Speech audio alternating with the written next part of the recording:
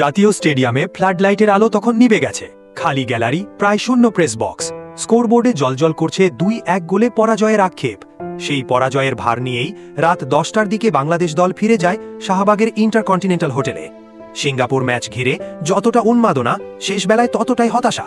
ম্যাচটা যদি অন্তত ড্র হতো, কিছুটা সান্ত্বনা মিলত, কিন্তু তাও হলো না। হোটেলেও যেন ছিল স্টেডিয়ামের নিঃশব্দতা। পরিবেশটা যেন এক ভাঙা হাট। কেউ কথা বলছেন না, কেউ চুপচাপ ফোনে তাকিয়ে, কেউ বা লাগেজ টেনে দরজার দিকে এগিয়ে যাচ্ছেন। একটা লড়াইয়ের শেষ, এখন তো সুটকেস গুটিয়ে বাড়ি ফেরার পালা। হামজা চৌধুরী এবং সমিত সোম আজ সকাল 6:45টায় ঢাকা ছেড়েছেন।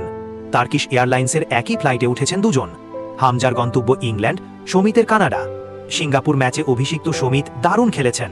দল হারলেও নিজেকে মেলে ধরার তৃপ্তি নিয়ে ভোর 4টার দিকে হামজার সঙ্গে হোটেল ত্যাগ করেন তিনি। হামজার বাবা মাও আজ ঢাকা ছেড়েছেন অন্য একটি ফ্লাইটে।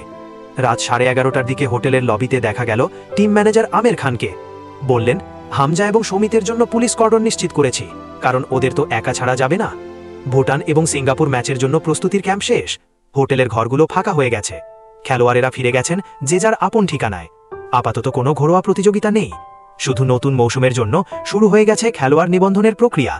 জাতীয় দলের পরবর্তী ম্যাচ আগামী অক্টোবরে এশিয়ান কাপ বাছাইয়ের তৃতীয় এবং চতুর্থ ম্যাচ। প্রতিপক্ষ হংকং। একটি ম্যাচ ঢাকায়, অন্যটি হংকংয়ে। তার আগ পর্যন্ত জাতীয় দলের কোনো ক্যাম্প নেই। আপাতত বিদায় বেলায় হামজা এবং সমিত বলে গেলেন, দেখা হবে অক্টোবরে। সেই কথাই ছিল এক ধরনের অপেক্ষা। আবার দেখা হবে, আবার বাংলাদেশের জার্সি পরা হবে, আবার তারা লড়াইয়ে নামবেন দেশের জন্য।